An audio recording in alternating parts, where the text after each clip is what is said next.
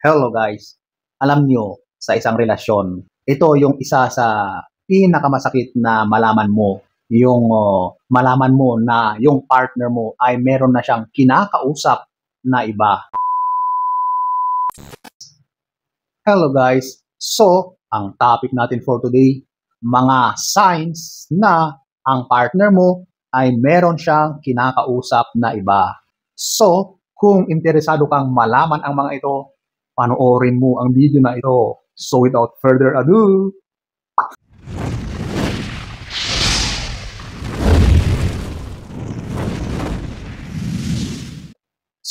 eto ating aalamin ang mga signs na ang partner mo ay meron na siyang kinakausap. At number one, changes in communication. Ito at ito ang unang-unang mapapansin mo sa partner mo, yung pagbabago sa pag-uusap nyo, sa communication ninyo.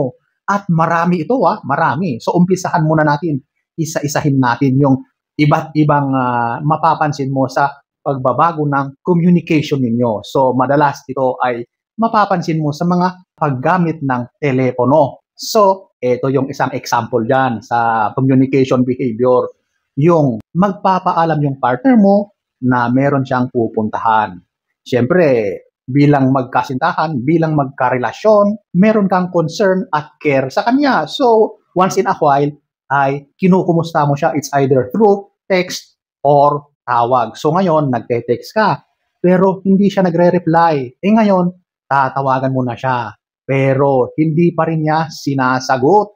Pagkalipas ng ilang oras, tsaka siya mag-message or call sa'yo at sasabihin niya na ngayon lang daw niya nakita or busy siya, hindi niya napansin. Mga ganon, basta napakarami niyang dahilan. Pero dati-rati, kapag nagme-message ka, sinasagot niya agad. Kapag tinatawagan mo siya, ay agad-agad siyang sumasagot. Ngayon, hindi na. So yung mga pagbabago na yan, isa yan sa mga mapapansin mo agad-agad. At ito pa, yung isa, nagpapalitan kayo ng message. Pero napapansin mo, talagang inaabot ng 5 minutes, 10 minutes, bago kanya replyan. Dati-rati naman, kapag ganyan ang ginagawa nyo, ay mabilis yung palitan. Kasi nga, di ba, kayo ay magkarelasyon or meron kayong something in between. So talagang mabilis ang palitan. Isa yan sa mapapansin mo.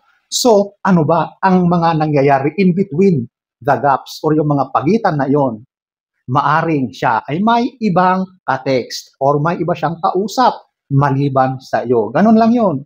Madalas and mataas ang chances po na ganun. So, yan ulit ang isa.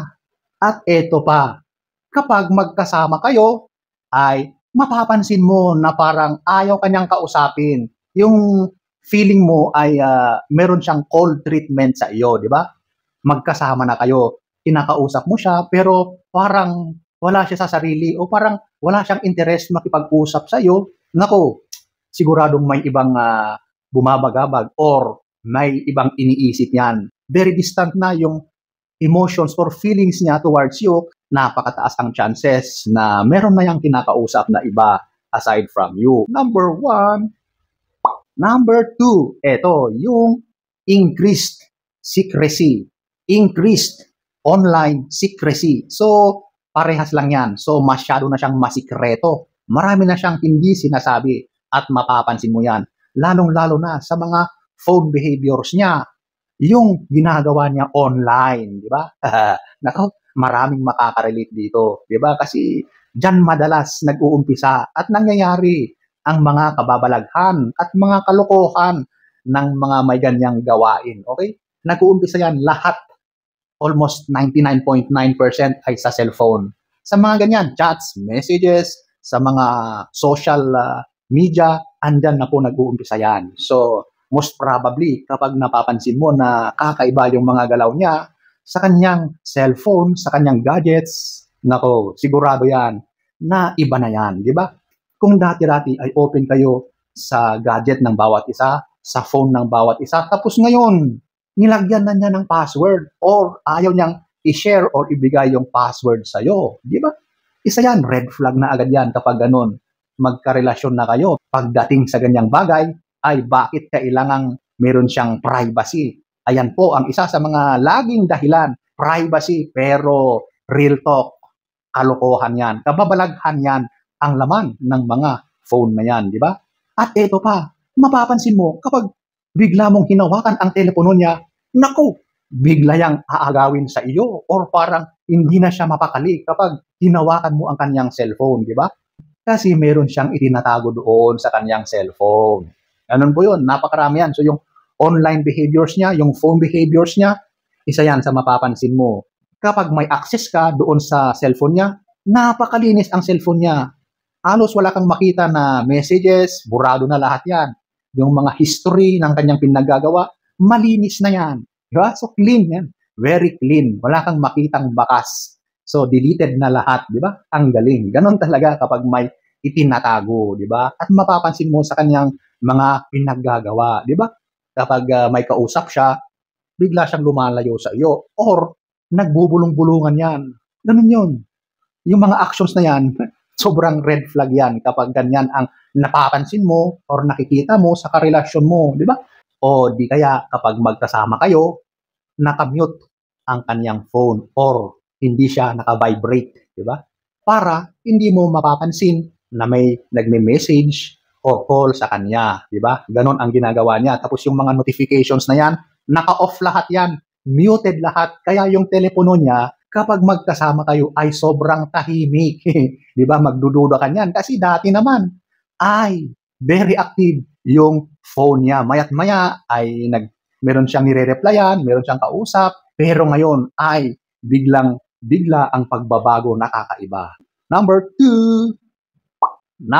3, wala nang transparency. Nako, yan ang mahirap ngayon kapag ganon. So mapapansin mo sa partner mo ay para bang lagi-lagi na siyang nagsisinungaling o di kaya ay marami na siyang hindi sinasabi sa iyo. Okay? Kung dati-rati ay lahat ay kinikwento sa iyo, yung mga nangyayari sa maghapon, yung mga pinupuntahan niya, yung mga pinaggagawa niya, yung mga kaibigan niya, kung nag-inuman sila, lahat-lahat ay nalalaman mo kasi palakwento siya. Pero ngayon ay bakit parang bigla na lang siyang nanahimik?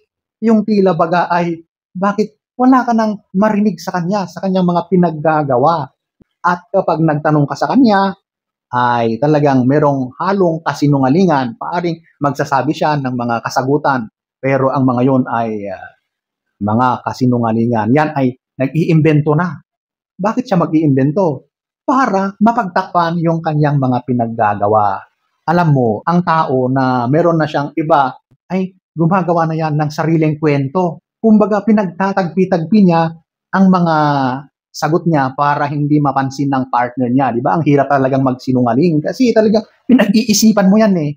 Pinaplano mo yan para yung mga isasagot mo ay hindi ka magkakamali kasi nga puro imbento ang mga sagot mo. So ayan po, ang number 3. Number 4, ito yung sobrang defensive. Naku, ito na yung isa sa mga ugali ng tao na may itinatagong panloloko. Sobrang nagiging defensive yan, di ba? Nag-uusap lang naman kayo tapos parang out of nowhere, nagtatanong ka lang, pero siya, ibang-iba yung sagot niya. Yung tila baga ay feeling niya ay hinuhusgahan mo siya sa mga salita mo, pero wala naman talaga, di ba? Ganyan ang tao na guilty. Talagang nagiging defensive yan. Feeling ng mga tao na yan, parang meron ka nang nalalaman. Nagiging alerto sila. Hindi mo naman sila hinuhusgahan, di ba? Nag-uusap lang kayo. Ganun yun. Pero feeling nila ay ganun na ang ginagawa mo sa kanya, di ba? Ganyan talaga ang feeling ng taong guilty. Dadaanin pa yan sa galit. Nagagalit na wala namang dahilan, di ba? So, ayan po, ang number 4. So, ayan po, ang iilan sa mga signs na ang partner mo ay meron na siyang kausap na iba. Meron na siyang iba. So, sana ay nagustuhan nyo ang ating topic for today. Next story time. Don't forget to subscribe.